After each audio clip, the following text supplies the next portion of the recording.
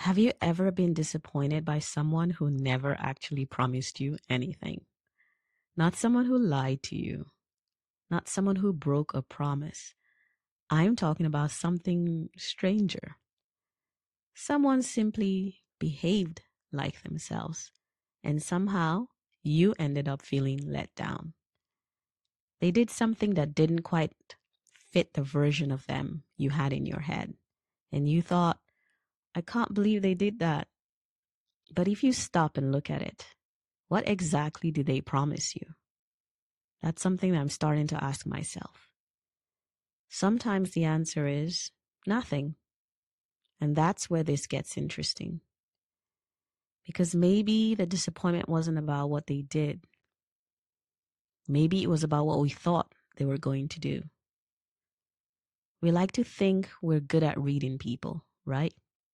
We notice how they speak, how they dress, what they laugh at. We collect fragments. And very quickly, our brain does something with them. It builds a person, not deliberately, not consciously. It just fills in the gaps, right? This is where the radio becomes an interesting metaphor. Imagine sitting in front of an old shortwave receiver. Static, interference. Maybe somewhere underneath it, you think you hear something. So you adjust the dial. A little left, you listen. A little right, listen again. And your brain starts doing something remarkable. It begins to hear a pattern. Perhaps there's a signal there. Perhaps there isn't. But once you think you've detected one, everything gets interpreted through that assumption. That's not unique to radio, I think. It's one of the things human brains are extraordinarily good at. Turning incomplete information into something coherent. Someone sends you a message. Okay. One word. Now your brain has a problem. Are they annoyed? Busy? Fine? The actual information is tiny. Your experience isn't. Your brain doesn't wait patiently for more evidence. It makes its best guess.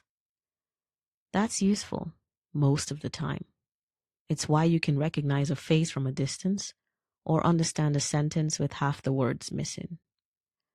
Your brain predicts. It is the original predictive modeling engine. And then compares what happens to what it predicted. And then it updates. At least that's the ideal version.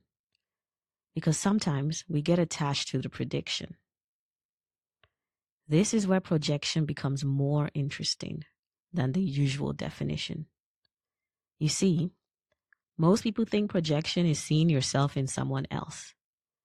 That's not wrong. I think it's incomplete. Because we never have access to the whole person standing in front of us. How can we? We have fragments. And from those fragments, we construct a working model. This person is kind, trustworthy, ambitious, understands me. And once that model exists, your brain starts looking for evidence that supports it. This is why strangers become soulmates in 3 dates. You've known this person for maybe 15 hours, right? And somehow your brain has produced a detailed character profile. You know what they value, how they'd behave, that they'd never hurt you. Except you don't know any of that yet. You've observed a handful of behaviors. Your brain filled in the rest.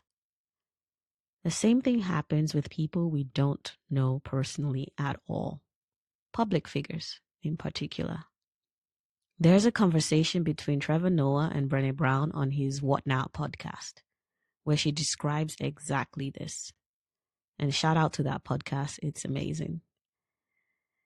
She talks about what it feels like to become a public figure and how, at a certain point, you stop being seen as yourself, and start functioning as something closer to a screen. People project their own expectations onto that screen, their own emotions, their own idealized version of who you should be. And the strange part, which she points out, is that they can genuinely love you for it. Except it isn't quite you they love. It's the version of you that they needed. We build an entire sense of who someone is from a handful of interviews, photos, and curated moments, and our brains complete the rest of the picture. And then something in that picture doesn't fit. Instead of thinking, there's a part of this person I didn't know about, the reaction becomes, how could they do that? That's not who I thought they were. I feel betrayed. But look at what actually happened. The person became more complicated. The model became less accurate. Those are not the same thing. Sometimes what feels like betrayal is actually the collapse of an expectation. And this brings us back to the person at the receiver. Carefully tuning, a fraction left, they listen, a fraction back, listen again. Everything about the ritual looks intelligent, patient, disciplined. And that's the point I'm trying to make. The problem isn't that the operator is foolish. The problem is that they're working from an assumption they never questioned, that the signal is there and just needs to be found. So they keep refining. But what if the signal was never there? Then no amount of better tuning solves anything. We do something remarkably similar with people. We replay the conversation, analyze the behavior, search for the explanation that makes them fit the model we already built. Lord knows how many times I've done this. And at some point, we're no longer trying to understand the person. We're trying to make reality agree with our prediction. The operator can become more precise, more patient, more skilled. But if the underlying assumption is wrong, precision won't save them. So what do we do with this? Not become a blank slate every time we meet someone. That's not useful. And as humans, we couldn't function that way. The goal is to notice the gap between what we know and what we've completed. And I know it's hard. I just want to be right about what I'm right about. I just want to think what I think about. So maybe the opposite of projection isn't objectivity. Maybe it's curiosity. Instead of I know what this person is like, we switch it to I wonder. I wonder why they did that. I wonder what I'm assuming. I wonder what I don't know.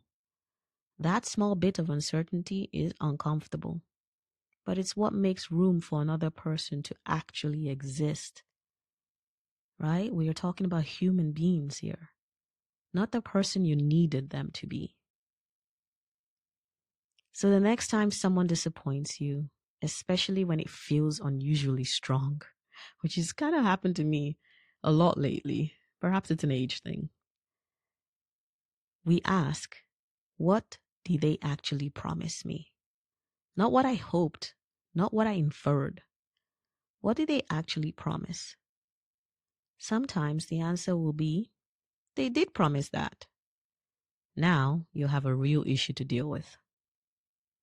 But sometimes the answer will be, actually, they didn't.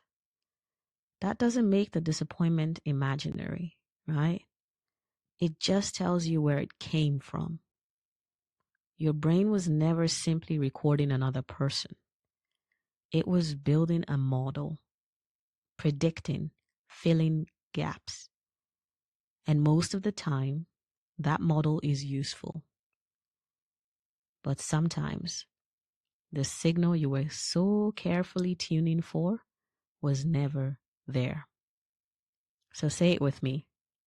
Sometimes the signal was never there.